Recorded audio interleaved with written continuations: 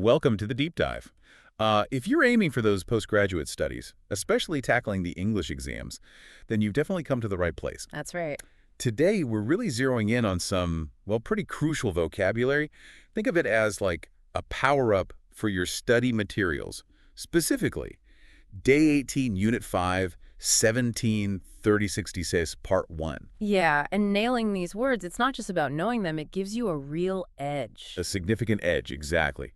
You'll understand more, express yourself better. For sure, we're talking reading comprehension, essay writing, even just understanding lectures. So our mission, if you will, is to dig deeper than just definitions. Right. How do they actually work in academic settings? Exactly. We'll cover quite a range from words about scope all the way to different kinds of emotions, practical stuff for exam prep. Okay, great. Let's dive in then. How about we start with words related to scope?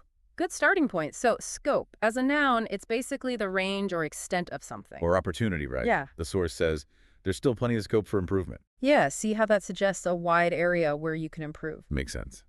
So for exams, understand the scope of a question is key, like knowing how much detail to give. Absolutely key. You misjudge the scope, you could, waste time on stuff that doesn't matter or maybe miss part of the question entirely. Okay.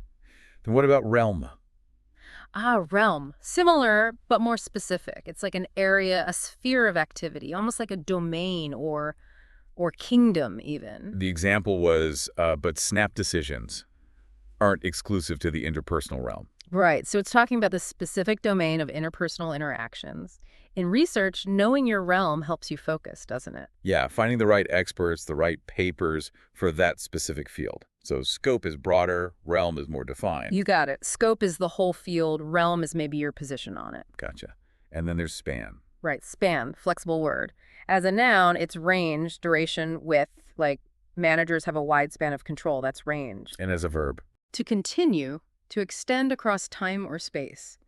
His acting career spanned 55 years. That's duration.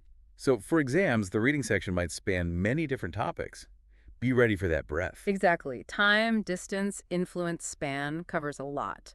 Think about how a whole postgraduate course will span different subjects. Okay, moving on. What about haute chef? Words like typical or about hierarchy. Yeah, first up is typical. Pretty straightforward, means representative, usual. Like, this meal is typical of local cookery. It's what you expect. Or the weather is not typical for July. That shows it's different from the usual. So exam-wise, multiple choice questions are typical. Very typical for many entrance exams. It's the standard format, the one you should definitely get comfortable with. Recognizing the typical helps you prepare. Right, but also spotting what's not typical is important. That often signals something special or unusual in a text. Makes sense. And classic. Classic. As an adjective, it means like the best, first class, or really representative. Classic rock, yeah. Timeless. Or, the example, this was a classic case of what not to do. Exactly. And as a noun, it's a masterpiece.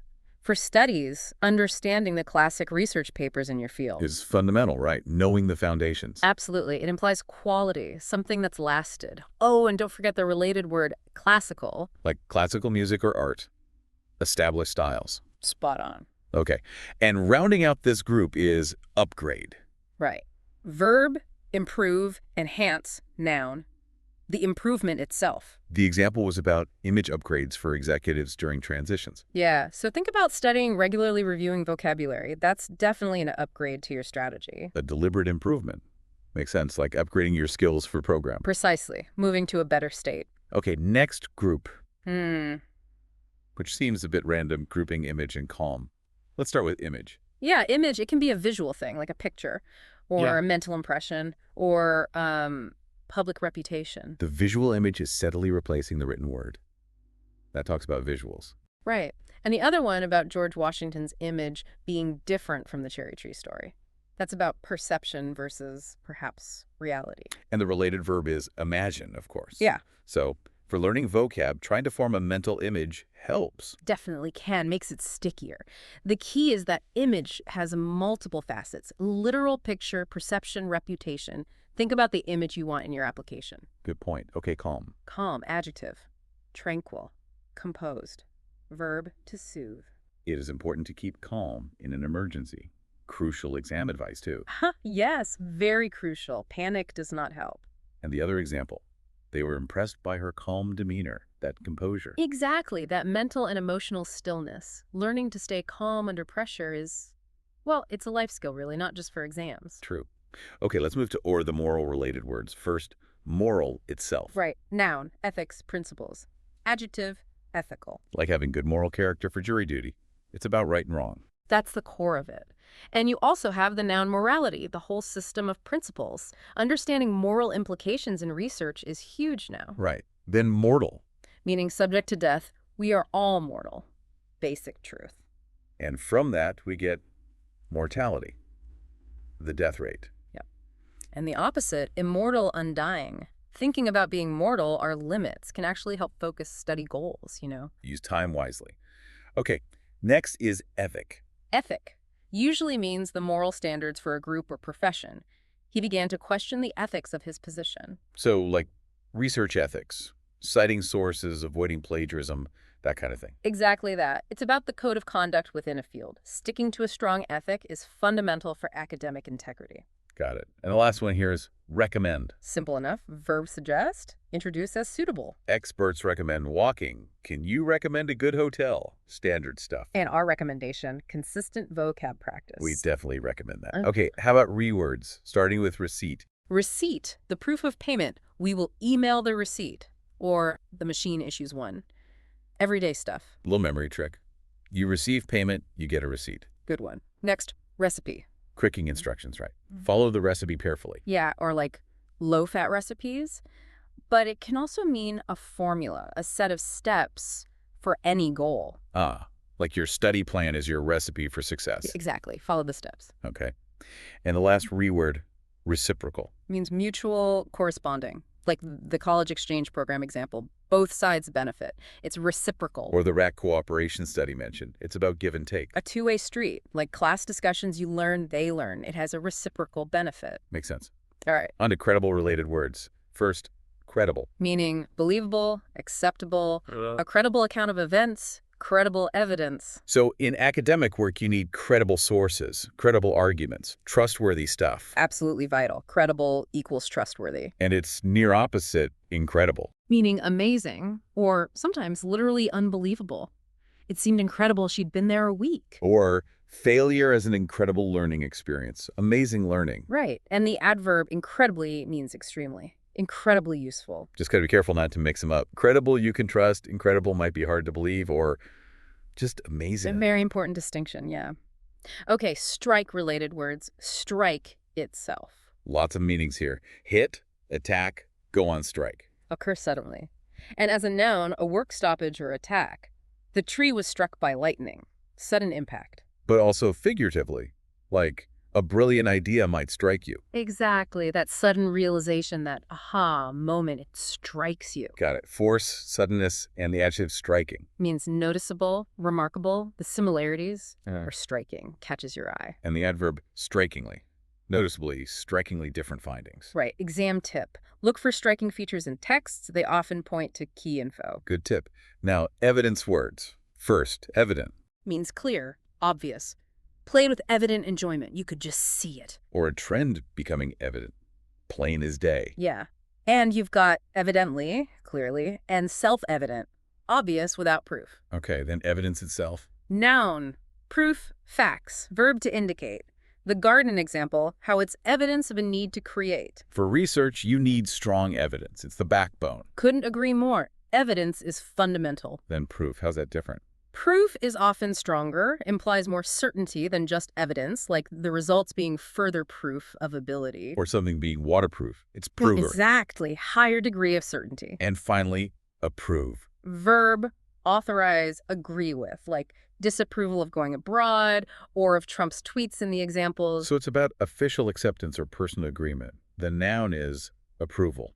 Right, like needing your supervisor's approval for your thesis topic. Crucial step. Definitely. Okay, next set.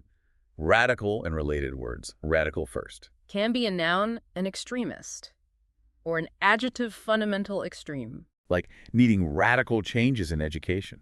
Suggest big fundamental shifts. Exactly. And radicalism is the noun for the ideas or movements. Then racial. Relating to race. Yeah, racial prejudice, racial discrimination, issues about different races. And ethnic. Adjective, relating to ethnicity, culture, nationality. Noun, member of a minority group. Ethnic tensions, ethnic minority students. Important to distinguish racial, often perceived biological differences, and ethnic cultural heritage, right? Crucial distinction, yes. And lastly here, reality. What is real? Fact. Refusal to face reality. Acknowledging how things are. Right. And we get realistic, practical, grounded, and realist, someone who sees things as they are. Okay, on to words. Yeah. Primary. Adjective, main, initial, elementary, primary aim, primary importance, the most fundamental part. Like primary school, the first stage. Exactly. Then primitive. Adjective, early, basic, noun, Yeah. pre-Renaissance artist work. Right. Primitive times, primitive campsite. Suggests basic, undeveloped, or in its earliest stage. And the last word, prime. Versatile one. Noun, best period, prime of life. Verb, prepare, rhyming muscles. Adjective dot, main, important, prime concern. Suggests peak condition or getting ready. Okay, next, element words. Element. Noun, basic part, chemical element, factor, principle. Important elements to consider. Climate as a key element, a fundamental component. And the adjective elementary, basic introductory. Yes. And then ingredient. Noun. Component, factor, material, like persistence as an ingredient of success. Or stock market swings as a necessary ingredient, something essential that goes into making something else. Got it. Finally, the last big group, emotion words. Let's start with passion. Oh, strong emotion. The example about the market wealth, egos, greed, passion. Intense feelings. Adjective is passionate. Then compassion. Noun, pity, sympathy. Understanding and caring about others' suffering. Treating old people with great compassion. Adjective, compassionate. Okay, excitement. Noun, enthusiasm, stimulation. The dog wagging its tail, the zoo visit, that thrill. Adjectives, excited, feeling it, and exciting, causing it. Right, excitement is a strong motivator. Next, enthusiastic. Adjective, eager, keen, not sounding enthusiastic, showing eagerness. Yeah. Nouns, enthusiast, a fan, and enthusiasm, the feeling itself. The negative. Adjective, unfavorable, refusing, minus. The opposite of positive or good, a negative experience. Straightforward. Optimistic. Adjective, hopeful, looking on the bright side, optimistic about human nature.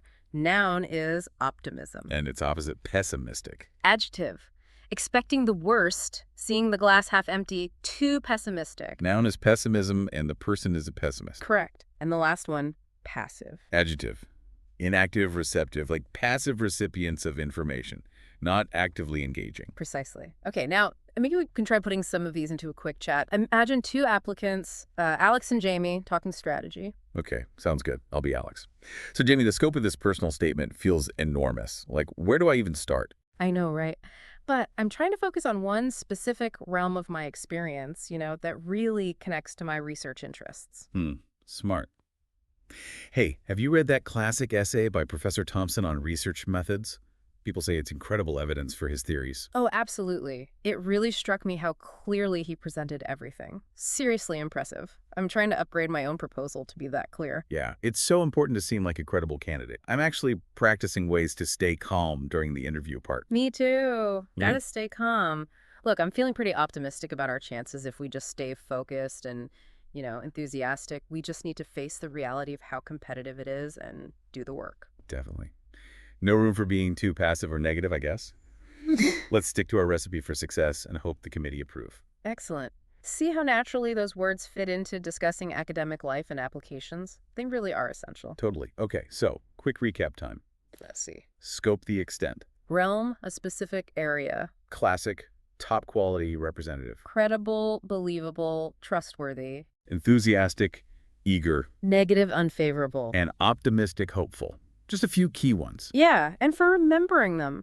Try linking them to your studies. Use flashcards, sure, but also write sentences, maybe group them like we did.